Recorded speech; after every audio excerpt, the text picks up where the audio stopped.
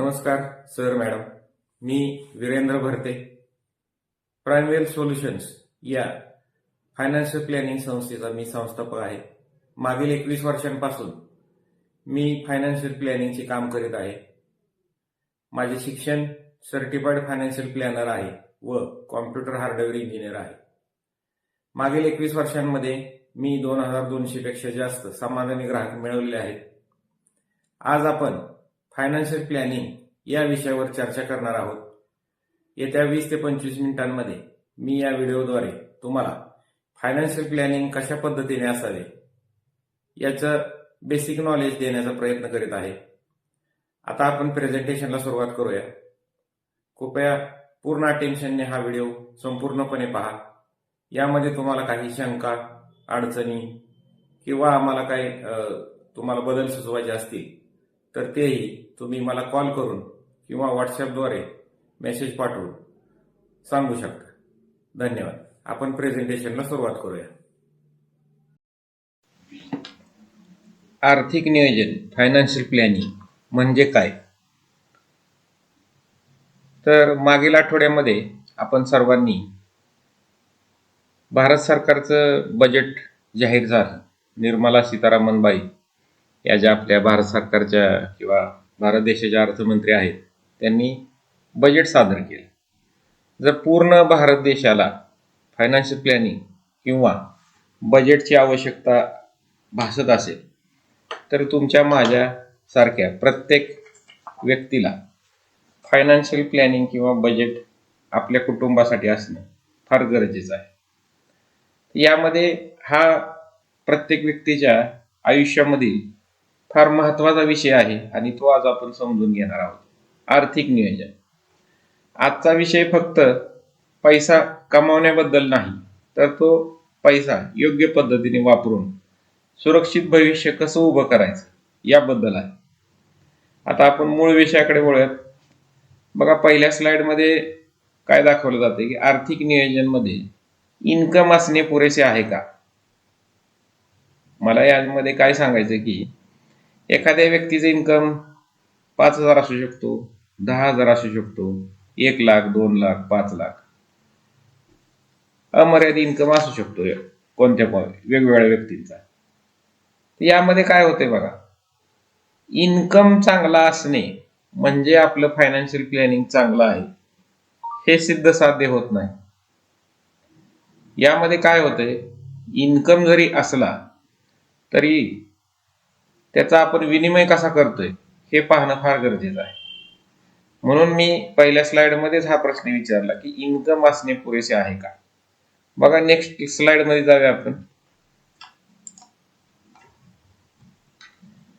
मी पाण्याच्या उदाहरणावरून तुम्हाला पैसे कसे साठवायला पाहिजेत याचं महत्व थोडक्यात समजावून सांगण्याचा प्रयत्न करतो. बघा, उजव्या पिक्चर मध्ये पाऊस पडतोय असं दिसतंय. पाऊस पडताना पाणी रस्त्यांवरती साचलेलं आहे, भरपूर पाऊस पडलेला दिसतोय. परंतु हेच पाणी जर नगरपालिकेने, नगर परिषदेने किंवा ग्रामपंचायतीने त्याची साठवणूक केली आणि त्याचा वापर पावसाळ्यानंतरच्या काळात जर करायचं ठरवलं तर डाव्या बाजूच्या पिक्चर मध्ये दाखवल्या पद्धतीनं असं जर योग्य पद्धतीने पाणी साठवलं गेलं तर पावसाळा संपल्यानंतर जो हिवाळा आहे, उन्हाळा आहे, त्यामध्ये आपल्याला या पाण्याचा उपयोग होऊ शकतो. याच पद्धतीने तुमच्याकडे इन्कम येतोय परंतु तो फक्त खर्चच होत राहिला आणि साठवणूक नाही झाली तर अडचणीच्या वेळी किंवा आपल्या आयुष्यामध्ये काही स्वप्न असतात, त्यासाठी पैसा कुठून उपलब्ध होणार हा मोठा प्रश्न आहे. याकडे तुम्ही लक्ष द्यायला हवं. पुढे जाऊयात. बघा, पैसा किती येतो यापेक्षा तो कसा हाताळला जातो हे जास्त महत्वाचं आहे. उजव्या पिक्चर मध्ये एक व्यक्ती लॅपटॉप, कॅल्क्युलेटर, फाईल्स आणि पैसे घेऊन बसलेला दिसतोय. म्हणजे हा व्यक्ती काय करतोय की पैशांचं नियोजन करतोय, आलेल्या रकमेचं नियोजन करतोय. तेच डाव्या बाजूच्या पिक्चर मध्ये काय दाखवले की पैसे भरपूर आहेत. जसं उजव्या पिक्चर मध्ये पैसे भरपूर दिसत आहेत तसे डाव्या पिक्चर मध्ये पैसे भरपूर दिसत आहेत, परंतु ते थैलीमध्ये, ब्रीफकेसमध्ये, बॅगमध्ये ठेवलेले आहे. हे असेच ठेवले तर वाढणार नाही, ते कुजतील. आणि जर ते पैसे कुठेतरी गुंतवले किंवा त्या पैशांना काम लावलं तर ते वाढतील. इथे एक छोटंसं उदाहरण देतो शेतकरी वर्गाचं. जर एका शेतकऱ्याने त्याच्या रानामध्ये एक बियाण्याचं पोतं, गहू, ज्वारी काय असेल ते, मका, ते रानामध्ये पिकवलं तर एका पोत्याची 10, 12, 15 पोती होतात. म्हणजे धान्य वाढलं. तसंच तेच एक पोतं कुठेतरी पॅक करून ठेवलं, ते काही पिकवलं नाही, रानात पिकवलं नाही, तसंच पॅक करून ठेवलं, तर त्याला किडा लागेल, मुंगी लागेल, ते धान्य खराब होईल. अशाच पद्धतीने जर तुम्ही पैसा जतन केला आणि तो कुठेतरी इन्व्हेस्ट केला, वाढवला, तो वाढत राहील. पैशाने पैसा वाढतो, फक्त कष्ट करूनच वाढतो असं नाही, तर पैशालाही तुम्ही काम लावून पैसा वाढवू शकता. हेच या स्लाइडमध्ये मला सांगायचंय. पुढे जाऊयात. आजची खरी समस्या काय आहे बघा. मी मागील 21 वर्षांमध्ये पाहतोय, ह्या 10-12 वर्षांमध्ये समाजामध्ये बरेच चेंजेस आले. समाजामध्ये म्हणण्यापेक्षा हा काळ फार बदलत चाललाय. या बदलामध्ये काय होतंय की आलेल्या पैशाला येण्या अगोदर खर्च दिला जातोय. म्हणजे समजा एखाद्या व्यक्तीचा पगार 5-10 तारखेला येणार आहे, तर 2 दिवस अगोदर, 4 दिवस अगोदर त्या पैशाला काम लावून ठेवलं जाते, परंतु बचत अजिबातच होत नाही. म्हणजे काय की उत्पन्न भरपूर आहे. 10-12 वर्षापूर्वी, 15 वर्षापूर्वी एखाद्या चांगल्या व्यक्तीचं पगार ॲव्हरेज 25-30 हजार होता, परंतु ते कुटुंब तेवढ्या रकमेमध्ये चांगल्या पद्धतीनं उदरनिर्वाह करीत होतं. परंतु आजच्या पिढीतले, आय टीतली मुलं बघितली, इंजिनियर्स बघितले, त्यांना पगार भरपूर आहे, पॅकेजेस आहेत वार्षिक, 10 लाख, 5 लाख, 20 लाख, 25 लाख, हे वर्षाचे पॅकेजेस आहेत. परंतु 20-25 तारखेनंतर यांच्याकडे पैसा नसतो, हे क्रेडिट कार्ड स्वॅप करतो. मला म्हणायचं आहे काय की उत्पन्न भरपूर आहे किंवा कमी आहे, ते कसंही असू द्या, परंतु तुम्ही जर त्या उत्पन्नाचं नियोजन नाही केलं तर अवघड आहे. नियोजन नसेल तर तुमचा उदरनिर्वाह संपूर्णपणे मिळालेल्या उत्पन्नावर होणार नाही. त्यामुळे काय होते, कर्ज वाढतात आणि अलीकडच्या काळामध्ये खर्च वाढत चाललेत, बचतीकडे कुणीच लक्ष देत नाही. हा व्हिडिओ ऐकणाऱ्यांमध्ये जे कुणी व्यवस्थित बचत करत असतील त्यांचं मी अभिनंदन करतो. परंतु अलीकडचा काळ हा अजिबात बचत करत नाही, आणि बचत केलीच तर शॉर्ट टर्म स्कीम्समध्ये, पॉन्जी स्कीम्समध्ये गुंतवले जातात, जिथे पैसे बुडतात. भविष्याच्या नियोजनाशिवाय आज जगणं हे पुढे मोठी समस्या निर्माण करू शकते. बघा, मागील 10-15 वर्षापूर्वीपर्यंत जी लोक रिटायर झालीत किंवा आता सुद्धा बघितलं तर येत्या 4-5 वर्षात जी लोक रिटायर होणार आहेत त्यांनाच पेन्शन आहे. त्यानंतर जी मंडळी रिटायर होतील त्यांना बहुधा पेन्शन नाही, आणि जे प्रायव्हेटमध्ये काम करतात त्यांना तर पेन्शनचा प्रश्नच नाही. तर भविष्याच्या नियोजनासाठी आपल्याला आजच उभारणी करणं गरजेचं आहे. या स्लाइडमध्ये मला सांगायचं आहे काय की तुमचा इन्कम कितीही असू द्या, परंतु फायनान्शियल सिक्युरिटी जर तुम्ही केलेली नसेल, त्याचं नियोजन केलेलं नसेल, तर भविष्यामध्ये जाऊन फार मोठ्या अडचणींना तोंड द्यावं लागेल. पुढे जाऊयात. Higher income is equal to secure future is wrong. म्हणजे मगाशी मी ते सांगत होतो तुम्हाला की आता हे डोक्याला हात लावलेल्या साहेबांचं इन्कम चांगलं दिसते, म्हणजे यांच्या पाठीमागे टुमदार बंगला आहे, 3 गाड्या आहेत, ब्रीफकेस आहे, परंतु पैसे साठवण्याची पिगी बँक फुटलेली आहे. म्हणजे यांच्याकडे दिखाव्याच्या गोष्टी सर्व आहेत, परंतु सर्वाईव्ह करायच्या गोष्टी म्हणजे भविष्यामध्ये ज्या काही गोष्टी येणार आहेत आपल्या आयुष्यामध्ये, तर त्या कोणत्या गोष्टी आहेत? तर तुम्हाला घर घ्यायचंय, गाडी घ्यायची, मुलामुलींची शिक्षण आहेत, लग्न आहे, तुमचं रिटायरमेंट आहे, तुमच्या स्वतःच्या काही इच्छा आहेत, स्वप्न आहे, त्यासाठी लागणारा पैसा हा साठवणं गरजेचं आहे. तेच उजव्या बाजूच्या चित्रामध्ये काय दिसतंय? एक लेडीज आहे. Proper planning is equal to secure future is right. बघा, या लेडीजने माझ्यासारख्या एखाद्या चांगल्या गुंतवणूक सल्लागाराचा सल्ला घेऊन चांगल्या पद्धतीने नियोजन केलेलं दिसतंय. ते आनंदी आहे. त्यांच्या टेबलवरती कॅल्क्युलेटर आहे, पैसे साठवण्याची पिगी बँक आहे आणि चढता उतरता आलेख आहे, कॅलेंडर आहे आणि टॅबलेटवरती त्या असं दिसतंय बघतायत की त्यांचं नियोजन व्यवस्थित आहे, त्या खुश आहेत. म्हणजे त्यांचं नियोजन योग्य आहे, म्हणजे त्यांचं भविष्य सुरक्षित आहे. पैसा, मनी विदाउट प्लॅनिंग डिसअपियर्स. म्हणजे पैसा आहे परंतु प्लॅनिंग जर नसेल तर पैसा गुप्त होतो, खर्च होतो, आपल्याकडे शिल्लक राहत नाही. पुढे जाऊयात. 50-30-20 नियम आहे.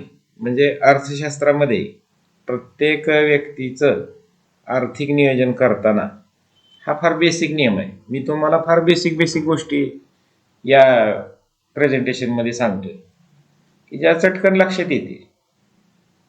तर 50-30-20 नियम काय आहे बघा. आता इथं मी एका व्यक्तीचं उदाहरण घेतो की त्यांचं उत्पन्न 1 लाख रुपये आहे मंथली. प्रत्येक महिन्याचा पगार त्यांना 1 लाख आहे. हे सांगायला सोपं जाते, ऐकायला तुमच्या लक्षात येईल. 1 लाखाचं उदाहरण म्हणून 1 लाखाचं उदाहरण घेतो. तर बघा, 50-30-20 नियम, 50-30-20 नियम काय सांगतो? 50% हे तुमचे गरजा किंवा नीड्स वरती खर्च होणार आहेत. म्हणजे एखाद्या व्यक्तीचा पगार आहे 1 लाख रुपये, 1 तारखेला किंवा 10 तारखेपर्यंत त्यांचा पगार येतो. पगार आल्यानंतर तो व्यक्ती प्रथमतः काय करेल? घर खर्च देईल, किराणा माल, दूध बिल, न्यूजपेपरचं बिल, इंटरनेटचं बिल, भाजीपाला आहे, घर भाडे नसेल तर भाडं भरेल, किंवा घराचा हप्ता असेल तर तो हप्ता भरेल. आणि आणखीन काही बेसिक गोष्टी असतात, इतर काही खर्चामध्ये आपण त्या टाकू शकतो. ह्या गरजा पूर्ण करण्यासाठी त्या व्यक्तीचे 50,000 रुपये खर्च होतात असं अर्थशास्त्र म्हणते. आता 50,000 रुपये खर्च झालेले, राहिलेले आहेत 50,000. तर या 50,000मध्ये 30% तुम्हाला तुमच्या काही इच्छा आहेत त्या पूर्ण करण्यासाठी जाणार आहे. या 30% मध्ये काय जाते बघा? इच्छा. वॉन्ट्स मध्ये काय येतं? तर वॉन्ट्स मध्ये काय येते बघा, की तुम्हाला गाडी घ्यायची, घर घ्यायचंय, नवीन मोबाईल घ्यायचा आहे, मुलांचे शिक्षण आहेत, त्याचा खर्च आहे, ट्युशन्सची फी भरायची आहे, त्यानंतर फॅमिलीला आठवड्यातून एकदा किंवा 15 दिवसातून एकदा हॉटेलिंगला जेवायला जायचंय, हॉटेलला पिक्चर पाहायला जायचंय, छोटे मोठे टूर्स तिकडे जायचंय.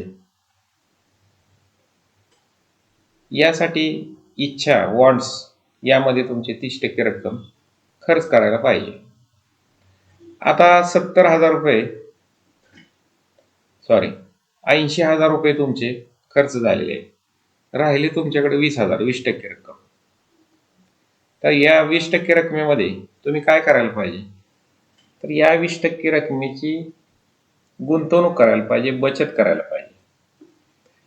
प्रश्न असा आहे की हा नियम तुम्हाला माहित आहे किंवा नाही? मला माहित नाही, मला पण माहित नव्हता. मी जेव्हा या क्षेत्रामध्ये आलो तेव्हाच मलाही समजलं. मी हा नियम फॉलो करतो, तुम्हीही करावा असं मला वाटतं. जेवढे काही सक्सेसफुल लोक आहेत ते हा नियम फॉलो करतात. बेसिक नियम आहे तरी सुद्धा फॉलो केला जातो. माझा प्रश्न तुम्हाला असा आहे या स्लाइडमध्ये की तुमच्या इन्कम मधील 20% रक्कम दरमहा खरंच बाजूला राहते का, ठेवता का? जे लोक ठेवतात त्यांचं अभिनंदन, जे लोक ठेवत नाहीत त्यांनी 20% रक्कम दरमहा बाजूला काढायला सुरुवात केली पाहिजे. त्याची गुंतवणूक कुठे करायची, काय करायची, आपण समोरासमोर बसल्यानंतर ठरवू शकतो. पुढे जाऊयात. ते या 20% रकमेमध्ये काय स्टेप आहेत. आता 50% नीड्सला गेले, 30% वॉन्ट्सला गेले. आपण इथून पुढे फक्त 20% रकमेसाठी चर्चा करणार आहोत. तर इमर्जन्सी फंड हा फार महत्वाचा आहे. ही आपल्या फायनान्शियल प्लॅनिंग मधील पहिली पायरी आहे. इमर्जन्सी फंड म्हणजे काय, तर ही आपल्या आर्थिक जीवनातील एअरबॅग असते. तुमच्याकडे 4 व्हीलर असेल, घेतली असेल किंवा घेणार असाल तर बघा तुम्ही काय बघताय की मला सिक्युरिटी काय आहे, सिक्युरिटी रेटिंग किती आहेत कारला, त्याच्यामध्ये एअरबॅग किती आहेत, 2 आहेत का 4 आहेत का 6 आहेत, हे बघितलं जातं. तसंच आपल्याही आर्थिक जीवनासाठी एअरबॅग गरजेचे आहे. एअरबॅग म्हणजे काय, इमर्जन्सी फंड म्हणजे काय, तर बघा आपण पाठीमाग पाहिलं 3-4 वर्षापूर्वी, 5 वर्षापूर्वी कोरोना आला, त्याच्यामध्ये लॉकडाऊन झाला, आपण बरेच दिवस घरातच बसलो. तर अशा वेळी आपला मंथली खर्च कसा होणार, तर आपल्याकडे कमीत कमी आपल्या महिन्याच्या इन्कमच्या, बघा म्हणजे 1 लाख रुपये इन्कम आहे तर 1 लाख रुपये गुणुले 3 लाख रुपये, ते जास्तीत जास्त 6 महिन्याचा 6 लाख रुपयेपर्यंतचा रकमेचा भाग हा एक ठिकाणी ठेवला पाहिजे एखाद्या अकाउंटमध्ये, की ह्या अकाउंटमधील पैसे आपण इमर्जन्सीसाठीच फक्त वापरणार आहोत, इतर वेळी नाही, अजिबात इतर वेळ वापरता येणार नाही. हा इमर्जन्सी फंड आहे. आधीमध्ये ज्या वेळेस आपण इमर्जन्सीसाठी वापरू त्यावेळेस काढायचा, पुन्हा जेवढी खर्च केलेली रक्कम आहे ती त्याच्यामध्ये भरून टाकायची. ह्याच्यामध्ये बघा आपल्या नोकरी किंवा व्यवसाय अनिश्चित असतो. व्यावसायिक बंधूंचं बघितलं तर काय होतं बघा, एखाद्या महिन्यात बिझनेस चांगला होतो, एखाद्या महिन्यात कमी होतो. हा चढ उतारचा आलेख प्रत्येक व्यावसायिक अनुभव घेतोय. नोकरदारांचं काय होतंय, त्यांना जरी सिक्युअर इन्कम असेल म्हणजे एक फिक्स इन्कम असतो, परंतु कंपनीचे चेंजेस फार येत आहेत. अलीकडे बघतो आपण, पगार वाढतो, कमी होतो, किंवा कंपनी स्विच करावी लागते. तर स्विच करताना मध्ये काही गॅप राहू शकतो, म्हणजे पहिली कंपनी सोडली पण दुसरीकडे जायला आपल्याला 15 दिवस, 1 महिना, 2 महिने काही कालावधी आहे. त्या दरम्यान आपल्याला काम नाही तर इन्कम थांबला तर मंथली खर्च कसा होणार आपला, किमान आपल्याकडे 50% रक्कम तरी पाहिजे. मगाच्या उदाहरणानुसार 50,000 रुपये तरी कमीत कमी लागतील ना.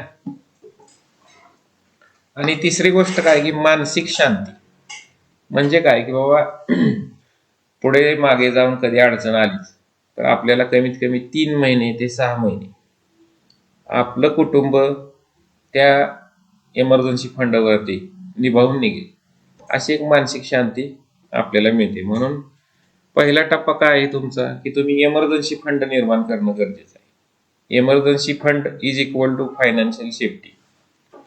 पुढे जाऊयात. Protection before investment. अजून आपण गुंतवणुकीकडे वळत नाहीये. पहिली पायरी आपण बघितली इमर्जन्सी फंड. या चार्टमध्ये मी काय दाखवतो तुम्हाला, प्रोटेक्शन फर्स्ट. प्रोटेक्शन फर्स्ट मध्ये build your foundation. Build your foundation म्हणजे काय, की समजा आता तुम्ही एखादा घर बांधणार आहात, तर घर बांधताना आपल्याला पाया खांदावा लागतो, पिलर उभा करावा लागतात. तशा पद्धतीनं आपल्या आयुष्याचं आर्थिक नियोजन करताना ह्या बेसिक गोष्टी आहेत प्रोटेक्शन फर्स्ट मध्ये. तर पहिली पायरी तुम्हाला मी सांगितली इमर्जन्सी फंड. दुसरी पायरी आहे हेल्थ इन्शुरन्स. हेल्थ इन्शुरन्स प्रत्येक कुटुंबाचा असणं फार गरजेचं आहे. नोकरदार व्यक्तींना त्यांची कंपनी हेल्थ इन्शुरन्स पुरवते, परंतु त्यामध्ये काही ड्रॉबॅक्स असतात. म्हणजे तो असतो group insurance, group health insurance. त्याच्यामध्ये तुम्हाला रिएम्बर्समेंट क्लेमच करावा लागतो. आत्ता इमिजिएट तुमच्याकडे पैसे दिले जात नाहीत किंवा कॅशलेस ट्रीटमेंट मिळत नाही. अशा वेळी तुम्हाला प्रथमतः तुम्हाला पैसे भरावे लागतात, नंतर संपूर्ण रिएम्बर्समेंट फाईल तयार करून कंपनीला द्यावी लागते आणि त्यांच्याकडून पैशाला तुम्हाला साधारण महिना, 2 महिने, 4 महिने वेळ जाऊ शकतो. आणि व्यावसायिकांसाठी तर हेल्थ इन्शुरन्स फारच महत्वाचा आहे. म्हणजे त्यांना काय अशी कुठली कंपनी फॅसिलिटी देत नाही, सरकार देत नाही. काही योजना सरकारने काढलेल्या आहेत त्या दारिद्र्यरेषेखालील लोकांसाठी आहे. पण जर आपण इंडिव्हिज्युअल आपल्या फॅमिलीसाठी फ्लोटर हेल्थ इन्शुरन्स पॉलिसी घेतली तर त्याचे फायदे बघा काय होते. एक तर तुम्हाला अडीअडचणीच्या काळी म्हणजे आपल्या कुटुंबातील कुणी सदस्य आजारी पडलाच, अपघातानं असो किंवा नैसर्गिकदृष्ट्या असू द्या, आपण कॅशलेस हॉस्पिटलमध्ये गेलो तर कॅशलेस ट्रीटमेंट मिळेल. म्हणजे आत्ता पैसे लागणार नाही. त्याच्यानंतर तुम्हाला काही नाही झालं तर प्रत्येक वर्षी नो क्लेम बोनस वाढत राहतो. प्रत्येक वर्षी त्या पॉलिसीमध्ये तुम्ही जर हेल्थ चेकअप रायडर घेतलेला असेल तर पूर्ण फॅमिलीचं health checkup free of cost होतं. त्या हेल्थ चेकअपचा फायदा काय होतो की आपल्याला काही आजार होणार आहे का किंवा झाला आहे का ह्याचं डायग्नोस केलं जातं. ही कंपनी फ्री का करते, तर त्यांचं म्हणणं असं आहे की तुम्हाला एखादा मोठा आजार होणार असेल तो जर अगोदर कळला तर तो लवकर ट्रीटमेंट घेऊन क्युअर केला जाऊ शकतो, बरा केला जाऊ शकतो. यामध्ये त्यांचाही खर्च कमी होतो. म्हणून कंपनी आपल्याला हेल्थ चेकअप फ्री देते वर्षाला. आलेल्या रिपोर्टमध्ये कंपनीचे जे तज्ज्ञ डॉक्टर असतात ते वाचतात ते रिपोर्ट, तुम्हाला पण पाठवले जातात. यामध्ये काय क्वेरी क्वेरी किंवा रिपोर्टमध्ये प्रॉब्लेम असेल तर कंपनीचे डॉक्टर तुम्हाला फोन करून मार्गदर्शन करतात की अशा पद्धतीचा तुम्हाला आजार झालेला आहे किंवा होऊ घातलेला आहे, तर ही तुम्ही लवकरात लवकर अशा पद्धतीने जर ट्रीटमेंट घेतली तर हा बरा होईल. हा मोलाचा सल्ला दिला जातो. पुढच्या स्टेपला जाऊयात. Life insurance. लाईफ इन्शुरन्स सध्या समाजामध्ये कोणाला आवडत नाही. लाईफ इन्शुरन्स एजंट बघितले तर नाराज होतात लोक, त्यांचे फोन आले तर नाराज होतात. परंतु मी मागील 21 वर्षांमध्ये जवळपास 2200 कस्टमरमध्ये 189 डेथ क्लेम सेटल केले. काही कस्टमर माझे होते, काही कस्टमर अदर एजंटचे होते, ते एजंट वर्क करत नव्हते म्हणून आम्ही ते क्लेम सेटल करण्यास मदत केली. तर बघा, अडचणीच्या वेळी उभा राहणारा फक्त लाईफ इन्शुरन्स आहे, हेल्थ इन्शुरन्स आहे, इमर्जन्सी फंड आहे. आता लाईफ इन्शुरन्स कसं काम करतो, तर लाईफ इन्शुरन्स काय म्हणतो माहिती आहे का, की प्रत्येक कर्त्या व्यक्तीचा ह्युमन लाईफ व्हॅल्यूनुसार आयुर्विमा असावा. आता कर्ता पुरुष कोण, जो एका कुटुंबामधील अर्निंग सोर्स आहे. म्हणजे तो व्यक्ती दिवसभर काम करतो आणि एक ठरलेले अमाऊंट म्हणजे सर्टेन अमाऊंट आहे तो घरी मिळवून आणतो आणि त्याच्यावरती कुटुंबाचा चरितार्थ चालतो. अशा व्यक्तीला आपण कर्ता पुरुष म्हणतो. तर कर्त्या पुरुषाचा त्याच्या ह्युमन लाईफ व्हॅल्यूनुसार आयुर्विमा असणं गरजेचं आहे. आता तुम्ही म्हणाल ही ह्युमन लाईफ व्हॅल्यू काय आहे, तर ह्युमन लाईफ व्हॅल्यू ही कन्सेप्ट आहे जी अर्थशास्त्रामध्ये सांगितली जाते. आणि ह्युमन लाईफ व्हॅल्यूनुसार प्रत्येक व्यक्तीचा त्यांच्या मंथली इन्कमच्या 200 पट विमा असणं गरजेचं आहे. त्याच्यामध्ये तुमचा किती पट विमा आहे बघा, जेवढा कमी आहे तेवढा लाईफ इन्शुरन्स घेणं फार गरजेचं आहे. आपण पुढच्या पॉईंटकडे जाऊयात. Asset protection. या ॲसेट प्रोटेक्शनमध्ये काय येतंय की तुमच्याकडे काही स्थावर मालमत्ता आहे.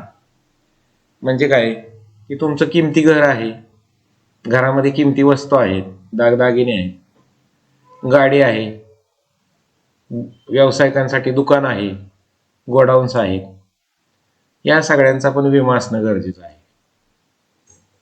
कारण यामध्ये काय होते, गाडीचा अपघात झाला तर आपल्याला विमा पैसे देतो, जाळपोळ झाली, शॉर्ट सर्किट झालं, दगाफटका झाला, दुकानामध्ये होणारं नुकसान आहे, गोडाऊनमध्ये होणारं नुकसान आहे, भूकंप झाला होणारं नुकसान आहे, ते भरून काढलं जातं. या 4 पायऱ्या पूर्ण केल्यानंतर आपण ऍक्च्युअल मध्ये आता इन्व्हेस्टमेंटकडे वळणार आहोत. बघा उजव्या बाजूला काय सांगितलं जातंय की प्रोटेक्शन फर्स्ट हे ब्ल्यू मध्ये सांगितलंय आणि अँड देन इन्व्हेस्ट. आता हे 4 पायऱ्या पूर्ण केल्यानंतर ऑरेंज कलर कडे गेल्यावर काय दिसतंय की then invest grow your wealth. आता आपण ह्या पहिल्या 4 पायऱ्या पूर्ण झाल्यानंतर जो काही पैसा शिल्लक राहतोय तो आपण इन्व्हेस्ट करणार आहोत. तर तो कुठे करायचा इन्व्हेस्ट? स्टॉक्स मध्ये करा, म्युच्युअल फंड्स मध्ये करा. हे लॉंग टर्म साठी असतं बरं का. शॉर्ट टर्म साठी तुम्ही स्टॉक्स म्युच्युअल फंड कडे पाहू नका. त्यानंतर रिअल इस्टेट आहे, जमीन घ्या, फ्लॅट्स घ्या, व्यापारी गाळे घ्या. त्यानंतर रिटायरमेंट अकाउंट आहे जे आपल्याला पेन्शन पुरवतात, तिकडे गुंतवणूक करा. अजूनही पैसा असेल किंवा एखाद्या व्यक्तीकडे मुबलक पैसा असू शकतो, अजून पैसे शिल्लक राहत आहेत हे सर्व गोष्टी करून, तर एखाद्या कंपनीला स्पॉन्सरशिप द्या, पार्टनरशिप करा, तिकडे पैसा गुंतवा. अशा पद्धतीने तुम्ही गुंतवणूक केली पाहिजे. आणि अशा पद्धतीमध्ये गुंतवणूक करू नका की जी स्पॉन्जी स्कीम आहे, जी 3 महिने 6 महिने वर्ष 1.5 वर्ष 2 वर्ष चालते आणि आपलं मुद्दल व्याजासहित घेऊन पळून जाते. जास्त व्याजापोटी आपले मूळ मुद्दल सहित गमावू नका, माझी विनंती आहे तुम्हाला. अशा पद्धतीनं आपण गुंतवणूक करायला पाहिजे. पुढच्या स्लाइड कडे निघूया. EMI rule. ईएमआय रूल मध्ये काय आहे बघा, अलीकडे आपण पाहतो अमेझॉन, फ्लिपकार्ट, मोठमोठे मॉल 0% व्याज दरावर 0 रुपये आज भरून वस्तू विकतायत. घेणाराला ते सोपं वाटतंय, गरज नसताना आपण घेतो. म्हणजे पहिला मोबाईल असतो, पण नवीन व्हर्जन आले, आता ऍपल 17 प्रो आला, 18 प्रो येईल, 19 येईल, 20 येईल. सॅमसंगचा काय आता ते S13, S14, काय 22, 24, 25 हे येत राहणार आहे. या कंपन्या आपल्याला मृगजळ दाखवत राहणार आहे, परंतु आपण कितपत त्यांच्या मृगजळामध्ये अडकायचं याचा विचार करणं गरजेचं आहे. जुना मोबाईल तेच काम करणार आहे, नवीन मोबाईल तेच काम करणार आहे. उदाहरण फक्त मोबाईलचं घेतोय मी. तुम्ही याचा विचार केला तर गाडी, 2 wheeler 4 wheeler, mobile, TV, fridge, washing machine ह्या वस्तू गरजेच्या आहेत, परंतु एकदा घेतल्यानंतर कमीत कमी 4-5 वर्ष त्याची लाईफ असते. एक हार्डवेअर इंजिनियर आहे मी आणि मला थोडंसं इलेक्ट्रॉनिक्स मधलं ज्ञान आहे म्हणून सांगतो. तर प्रत्येक वर्षी नवीन काही लॉन्च झालं तर जुना विकायचा, नवीन घ्यायचं. मग नवीन घेण्यासाठी किंवा सुरुवातीपासूनच ईएमआय वरती घ्यायचं. घर घेतलं ईएमआय वरती, गाडी घेतली ईएमआय वरती, मोबाईल घेतला ईएमआय वरती. तर तुम्ही घ्या वस्तू ईएमआय वरती सुद्धा घ्या, त्याच्यासाठी माझा नकार नाही, परंतु ईएमआय किती असावा हे सांगण्याचा माझा प्रयत्न आहे. की एखाद्या व्यक्तीचा उत्पन्नाच्या 40% रकमेपेक्षा जास्त रक्कम ईएमआय मध्ये जायला नकोय, असं अर्थशास्त्र सांगते. म्हणजे काय की 1 लाख रुपयाचं उदाहरण आपण सुरुवातीपासून घेतलेलं आहे एका व्यक्तीचं, तर 1 लाखाच्या उत्पन्नाच्या 40,000 रुपयापेक्षा जास्त त्याचा ईएमआय नको आहे. याचं काय होतं बघा, जास्त कर्ज झालं तर स्वातंत्र्य कमी मिळतं, टेन्शन येतं, मंथली एक्सपेन्सेस पूर्ण करायचे असतात, मुलांचे शिक्षण, त्याची फी भरायची आहे, शिवाय ईएमआय आहे, फ्रस्ट्रेशन मध्ये येतो व्यक्ती. म्हणून जेवढा तुम्ही कमी ईएमआय ठेवाल तेवढं तुम्हाला जास्त स्वातंत्र्य मिळणार आहे. त्याच्यानंतर पुढे बघा, महागाई सुद्धा आपला पैसा खात राहते. आता ही महागाई काय आहे? तुम्ही ऐकत असाल महागाई 7% झाली, 8% झाली, 6% झाली. आणि सर्वसाधारण आपल्याकडे पैसे गुंतवण्याचं साधन सोपं सुटसुटीत बघितलं जातं तर एफडी, आरडी याकडे बेसिक गोष्टी आहेत. तर एफडी मध्ये आपल्याला किंवा आरडी मध्ये आपल्याला 5 ते 6% व्याज मिळतं वार्षिक. आणि आत्ताचा महागाईचा दर बघितला तर 6 ते 7% आहे, 6 to 7%. तर इन्फ्लेशन मधून मिळणाऱ्या एफडीचं व्याज वजा केलं तर आपल्याला मायनसमध्ये रिटर्न्स मिळतात, जे योग्य नाही. आपल्याला असं इन्स्ट्रुमेंट पाहिजे की जे आपल्या महागाईच्या दरापेक्षा जास्त व्याज देईल. म्हणजे काय की इन्फ्लेशन रेट जास्तीत जास्त आता किती आहे? 7% आहे. 7. तर 7% पेक्षा जास्त व्याज देणारा कुठला गुंतवणुकीचा प्रकार आहे त्यामध्ये आपण गुंतवणूक केली पाहिजे, तर आपला पैसा वाढेल, अन्यथा वाढणार नाही. बघा, या स्लाइडमध्ये मी ईएमआयचं महत्व सांगितलं. ईएमआय असावा परंतु 40% रकमेपेक्षा जास्त नसावा, आणि गुंतवणूक अशी असावी की जो महागाईचा दर वजा करून प्लसमध्ये आपल्याला व्याज देईल, अशा पद्धतीचं गुंतवणुकीचं एखादं प्रोडक्ट असावं. पुढे जाऊया. हा एक मी 80 वर्षाचा आर्थिक प्रवास काढलेला आहे. प्रत्येक व्यक्तीला या प्रवासामध्ये जायचंय.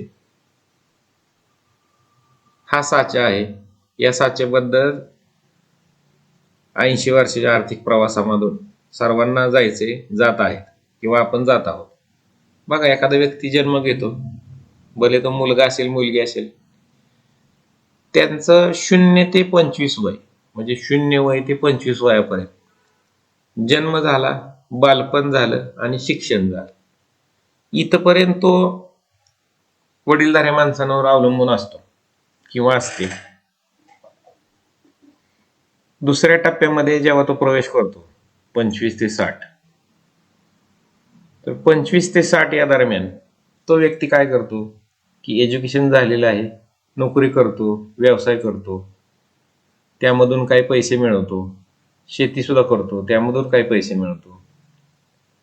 तर या मिळालेल्या पैशामधून आपल्याकडं गुंतवणुकीचा कालावधी किती आहे बघा, साधारण 35 वर्ष आहे. 35 वर्षांमध्ये तो व्यक्ती जेवढे पैसे मिळवतो त्याच्यामध्ये जास्तीत जास्त गुंतवणूक करून फार मोठी इस्टेट तयार करू शकतो. त्याचं उत्पन्न कमी असलं तरी सुद्धा, जास्त असलं तरी सुद्धा, परंतु गुंतवणूक करणं हा नियम जर ज्या व्यक्तीने पाळला त्याची फार मोठी इस्टेट तयार झालेली दिसेल किंवा दिसत आहे. तिसऱ्या फेजमध्ये बघा, रिटायर झाला तो व्यक्ती 60 ते 80, इथं पुन्हा कमाई नाही, मग पुन्हा अजून कोणावर तरी अवलंबून राहणार. म्हणजे जशी आपली हिंदू संस्कृती आहे की आता आपण मुलांवर अवलंबून राहणार. अलीकडचा काळ माहित नाही कसा आहे, कोणती मुलं सांभाळतील नाही सांभाळतील. माझा प्रश्न घरगुती नाहीये, परंतु सर्वसाधारण बघतो आपण विचार. पण जर आपल्याकडे 25 ते 60 म्हणजे 26 वय ते 60 वय या 35 वर्षामध्ये एवढा मोठा कालावधी असताना आपण जर ही इस्टेट तयार केली आणि 60 ते 80 85 जो व्यक्ती जगेल तेवढ्या वर्ष या दरम्यान कधी काळी आपल्याला अडचण आली तर ते पैसे आपण वापरू शकतो. नाही अडचण आली, तुमच्या मुलाने तुमचा चांगला सांभाळ केला, वेल अँड गुड, चांगलंच आहे, ती तशीच त्याला इस्टेट पुढे देता येईल आपल्याला. परंतु त्याची बांधणी तुम्हाला तुमच्या वयाच्या 26 ते 60 या दरम्यानच करणं गरजेचं आहे. पैसा साठवलेला कुठेही जाणार नाही. यासाठी तुम्हाला अत्यावश्यक असं पेन्शन प्लॅनिंग करणं गरजेचं आहे. आणि याच 26 वय ते 60 वय दरम्यान तुम्हाला प्रत्येक स्वप्नासाठी नियोजन करणं आवश्यक आहे. तर स्वप्न कोणती आहेत?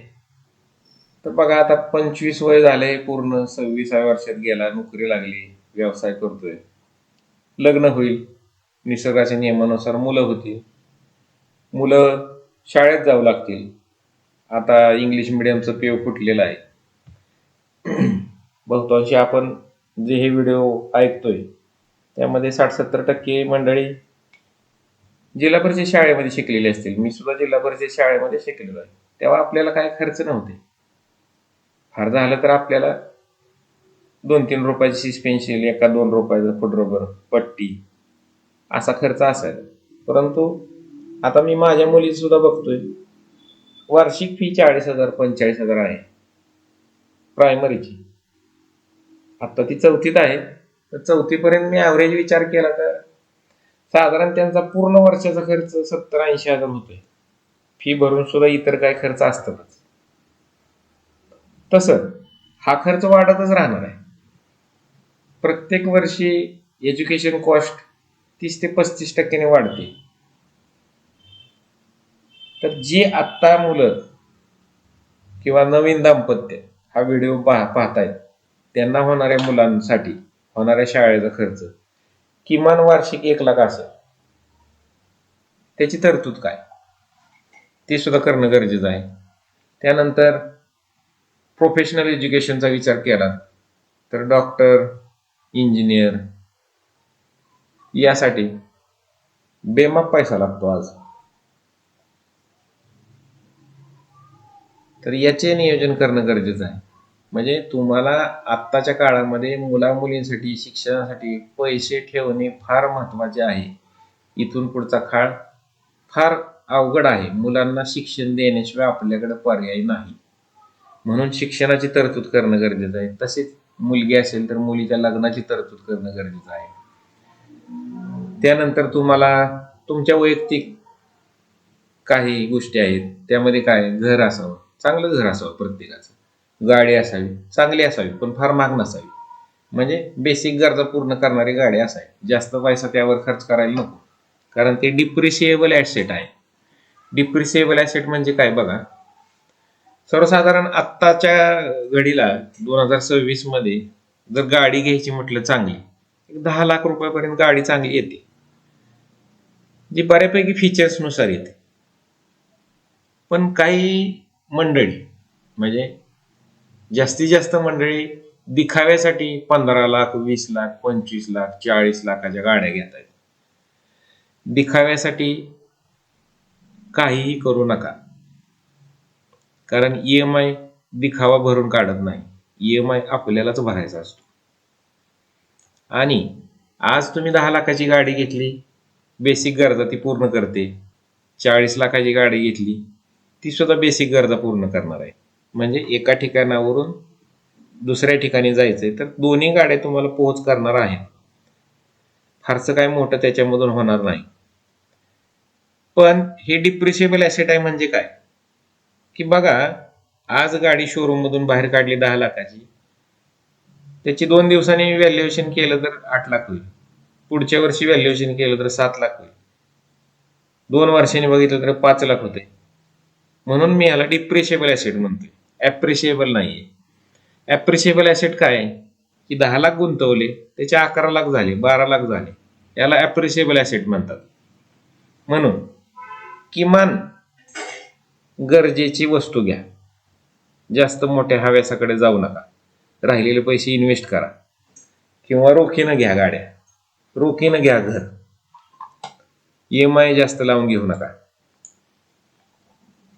पुढे जाऊन निवृत्तीसाठी प्लॅनिंग केलं पाहिजे, पेन्शन प्लॅनिंग गरजेचं आहे. आणि अलीकडच्या काळामध्ये आपण फिरायला जायला पाहिजे, तर त्याच्यासाठी सुद्धा कर्ज उपलब्ध आहे. तर ते कर्ज घेऊ नका.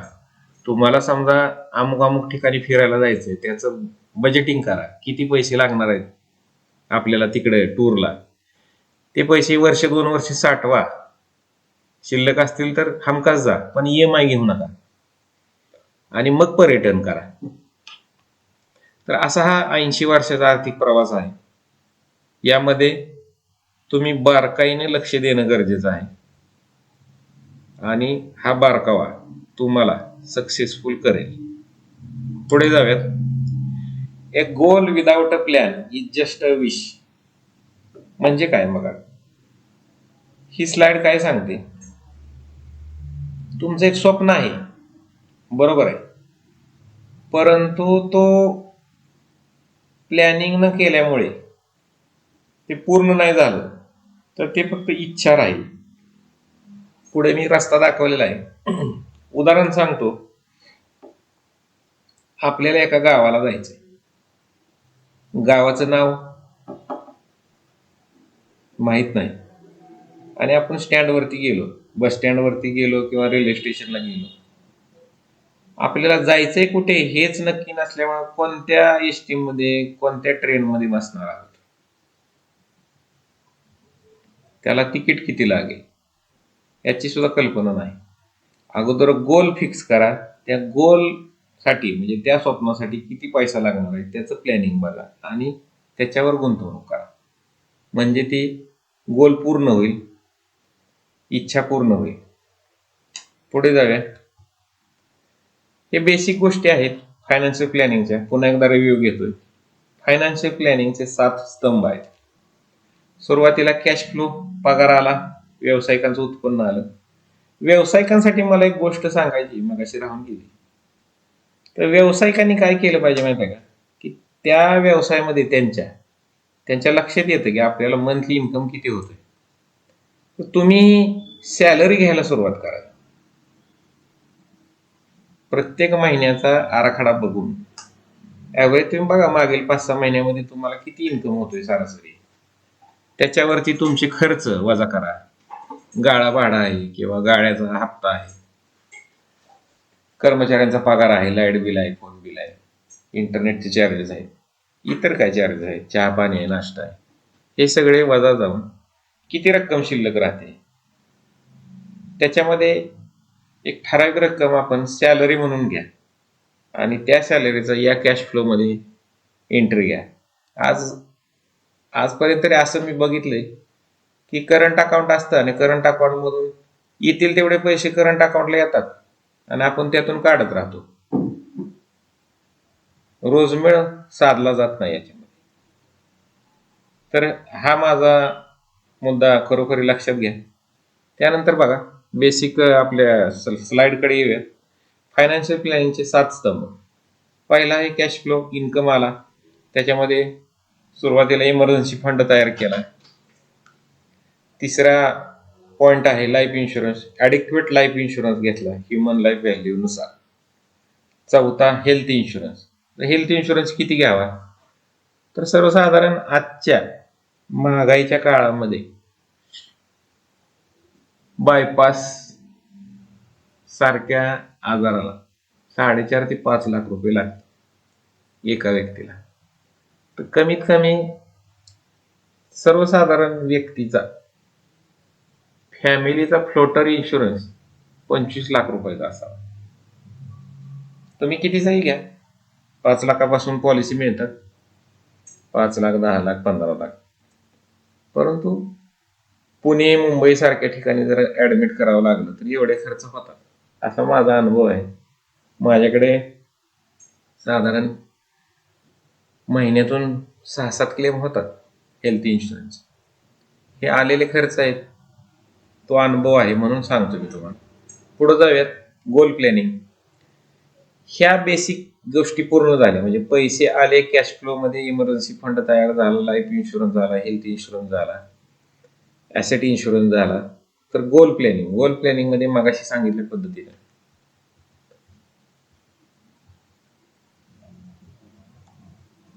मुलामुलींचं शिक्षण, मुलामुलींचं लग्न, घर, गाडी, निवृत्ती, पर्यटन या गोल प्लॅनिंग मध्ये येणाऱ्या वस्तू आहेत. तर ह्या गोल प्लॅनिंग मध्ये पैसे भरा, म्हणजे प्लॅनिंग करा. 6वी स्टेप आहे इन्व्हेस्टमेंट करा आणि या केलेल्या प्लॅनिंगचा रिव्ह्यू घेणं गरजेचं आहे. म्हणजे एक फायनान्शियल प्लॅनर म्हणून मी माझ्या प्रत्येक ग्राहकाचा वर्षातून एकदा रिव्ह्यू घेतो. रिव्ह्यू घेणं म्हणजे काय, की जसं भारत सरकारला बजेट प्रत्येक वर्षी सादर करावं लागतं, म्हणजे प्रत्येक वर्षी ती त्यांच्या कालच्या वर्षी सादर केलेल्या बजेटचा ठोकताळा घेतात, त्याच्यामध्ये काही चेंजेस करतात आणि नवीन बजेट सादर करतात. तसंच आपल्यासारख्या प्रत्येक व्यक्तीचं आपण जे मागील वर्षी प्लॅनिंग केलेलं आहे त्याचं नियोजन आपण आज बघितलं पाहिजे. आपल्या येऊ घातलेल्या स्वप्नांना आपण केलेले प्लॅनिंग योग्य होतंय का, त्याच्यामध्ये काही बदल केले पाहिजेत का, तुमचं इन्कम वाढलाय का, गुंतवणूक वाढवायची का, इन्कम कमी झालाय का, गुंतवणूक काय पद्धतीने कमी करायची का, याचा विचार करणं गरजेचं आहे. टॅक्सेशनचा फार विचार करणं गरजेचं आहे, कारण अलीकडच्या अर्थमंत्री ज्या आहेत आपल्या भारत सरकारच्या, ह्या टॅक्स फार वाढवत आहेत.